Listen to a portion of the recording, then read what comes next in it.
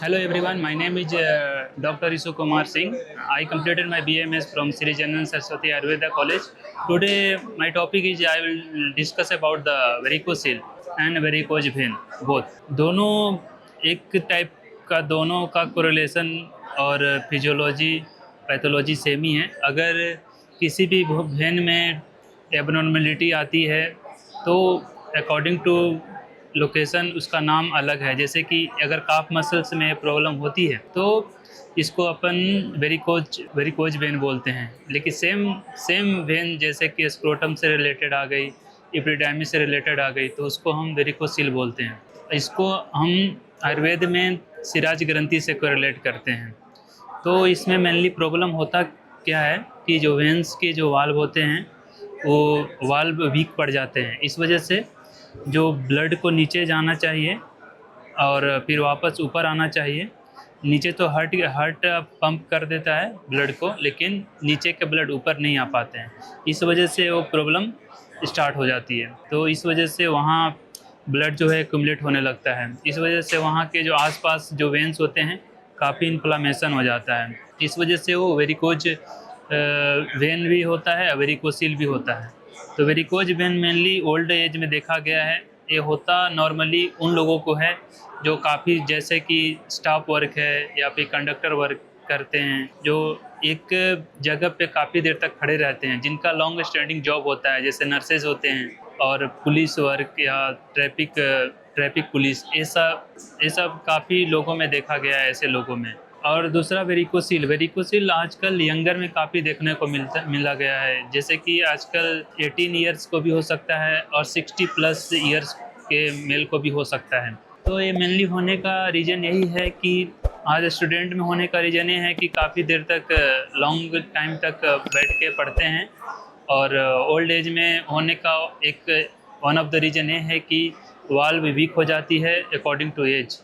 इस वजह से वेरिकोसिल होने का चांसेस ज़्यादा होता है। और ये कहीं ना कहीं इससे स्ट्रेस से भी रिलेटेड इसको कर सकते हैं। स्ट्रेस लेने से भी जो आर्टरी वेंस होती है उससे काफ़ी जो ब्लड प्रेशर पे भी फ़र्क पड़ता है। तो इस वेरिकोसिल मेन आज का टॉपिक हमारा वेरिकोसिल है। मेन इसका बोलने का रीज़न ये है कि आजकल इसके काफ़ी पेशेंट हैं जो कि पहले तो मॉडर्न में जाते हैं, उसके बाद आयुर्वेद में आते हैं। तो जो जो भी लोग इसका ट्रीटमेंट विदाउट सर्जरी कराना चाहते हैं तो अपन इसमें वेरिकोसिल को आयुर्वेद में सिरा ग्रंथि से कोरिलेट करके इसका ट्रीटमेंट देते हैं, जो कि ये काफ़ी अच्छा इफ़ेक्ट भी है। मैंने काफ़ी लोगों को ये सजेस्ट भी किया है और काफ़ी 1 से 2 मंथ में काफ़ी इम्प्रूवमेंट भी मिला है। तो वेरिकोसिल का टाइप क्या होता है? तो इस वेरिकोसिल का टाइप ग्रेड 1 से लेकर ग्रेड 5 तक हो सकता है। अगर ये स्टार्टिंग में प्रॉब्लम है, सिर्फ नॉर्मल वेंस का इन्फ्लामेशन है और ज़्यादा इम्पेक्ट नहीं करती है, तो स्टार्टिंग में ग्रेड 1 में पता भी नहीं चलता लोगों को क्या है प्रॉब्लम। ये जब प्रॉब्लम बढ़ती है, पेन वगैरह होने लगता है, ब्लड का एक्यूमुलेशन होने लगता है, तब जाके पेशेंट को पता चलता है कि मुझे वेरिकोसिल है।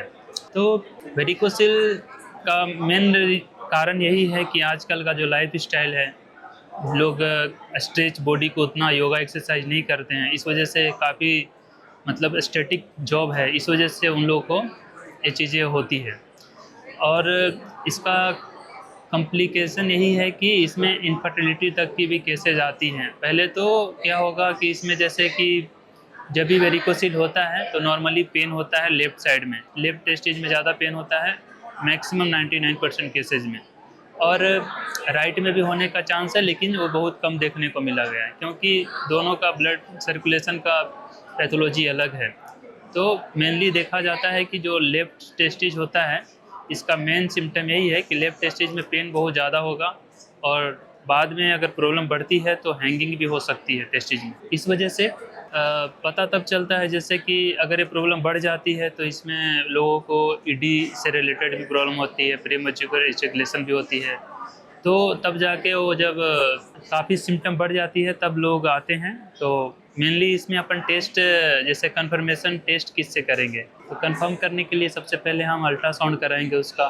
अल्ट्रासाउंड में भी पता न चले तो डॉपलर टेस्ट भी करा सकते हैं, तो उसमें प्रॉपर पता चल जाता है कि ये प्रॉब्लम आखिर है क्या।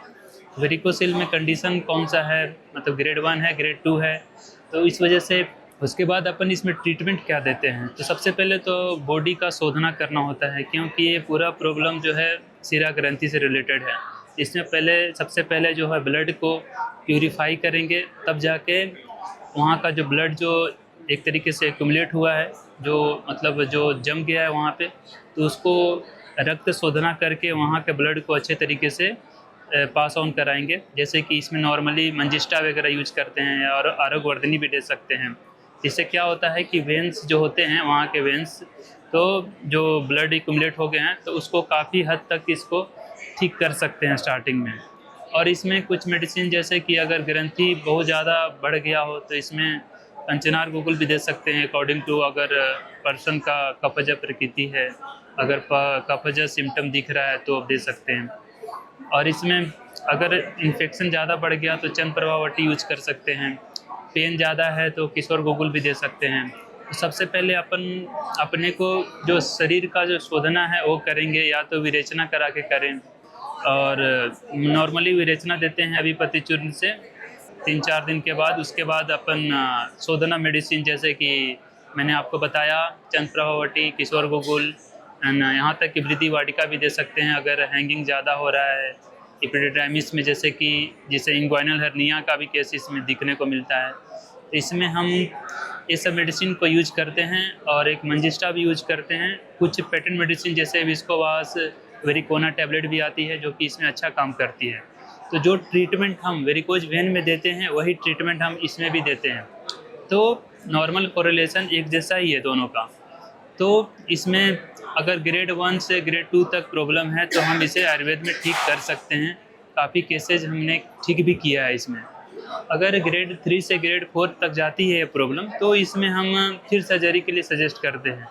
अगर इसमें क्या होता है, कभी कभी जो स्पर्म काउंट वगैरह काफ़ी कम आ जाते हैं पेशेंट का, उस टाइम काफ़ी ऑप्शन नहीं बचता है, तब अपन इसमें सर्जरी के लिए सजेस्ट करते हैं पर्सन को। अगर इसके बाद भी अगर कभी कभी क्या होता है, कभी कभी सर्जरी भी इनसक्सेसफुल होता है, तो पहले जो नॉर्मल अपन शुरू में कोशिश करते हैं कि आयुर्वेद से ठीक हो जाए। और ग्रेड 1 से ग्रेड 2 तक हो तो ही इसमें आयुर्वेद में अपन ठीक कर सकते हैं बिना सर्जरी के। यही ग्रेड 3 से ग्रेड 5 तक जाती है तो फिर सर्जरी एक लास्ट ऑप्शन बचता है। और उसके बाद अगर स्पर्म काउंट वगैरह में कमी है तो उसके बाद आयुर्वेद में काफ़ी ऐसे मेडिसिन हैं जैसे कि कपी कच्चू, शतावरी, अश्वगंधा, ये सब चीज़ें, सफ़ेद मूसली, तो ये सब चीज़ें काफ़ी है जो स्पर्म वगैरह में काफ़ी इम्पैक्ट क्रिएट करती है। तो सबसे पहले सर्जरी, जहाँ जो मेन रीजन है वेरिकोसिल, ठीक करेंगे। उसके बाद शोधना मेडिसिन देंगे जो कि शुक्र को शुद्धि करे और स्पर्म काउंट वगैरह को इंक्रीज करे। इस तरीके से हम इनफर्टिलिटी के केस को काफ़ी हद तक ठीक कर सकते हैं।